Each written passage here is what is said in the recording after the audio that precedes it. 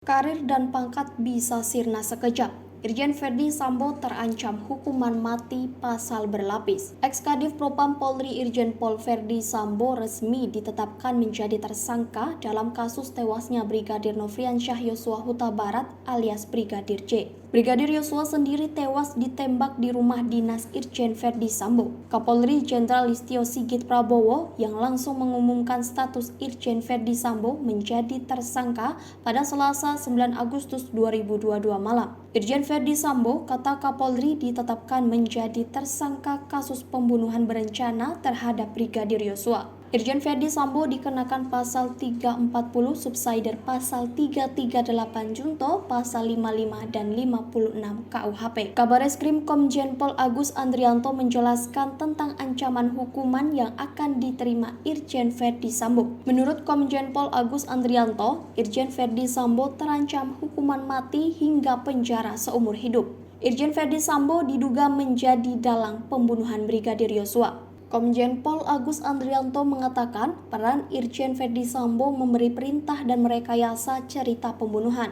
Irjen Pol FS menyuruh, melakukan, dan menskenario peristiwa seolah-olah terjadi tembak-menembak di rumah dinas Verdi Sambo di Kompleks Polri Duren 3. Katanya saat jumpa pers mendampingi Kapolri, RE berperan telah melakukan penembakan terhadap korban, sementara RR dan KM berperan turut membantu dan menyaksikan penembakan korban. Dari perannya masing-masing, penyidik menetapkan pasal 340 subsider, pasal 338 junto, pasal 55 dan 56 KUHP dengan ancaman hukuman mati, penjara seumur hidup atau selama-lamanya 20 tahun.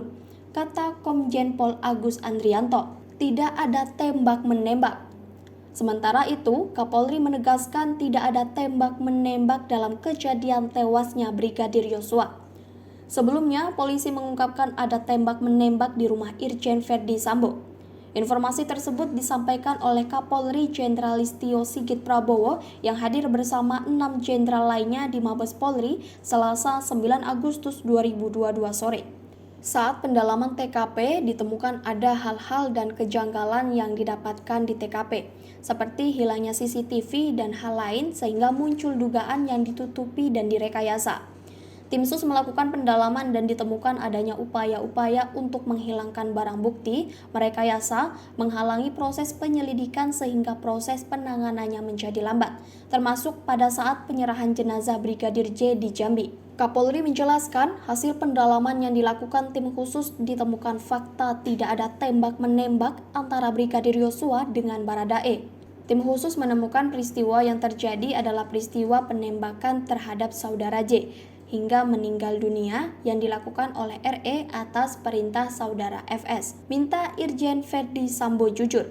Sementara itu, ayah Brigadir Yosua, Samuel Huta Barat, meminta kepada Irjen Verdi Sambo untuk terus terang kepada penyidik apa motif di belakang peristiwa penembakan ini.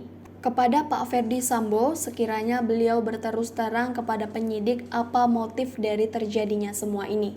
Ucapnya, ia menyebut sejak awal tidak menyangka peristiwa ini terjadi di rumah Irjen Verdi Sambo karena selama ini Brigadir Yosua tidak pernah bercerita hal yang buruk, hanya bercerita soal kesan yang baik. Ia memohon kepada Irjen Verdi Sambo supaya terbuka kepada penyidik terkait motif penembakan.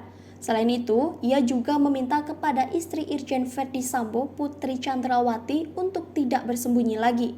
Ibu Putri, kiranya Ibu Putri jangan selalu sembunyi di balik layar, tampillah ke permukaan. Sekarang polisi telah menetapkan Verdi Sambo sebagai tersangka, jangan lagi bersembunyi, jujurlah ke penyidik, ucapnya.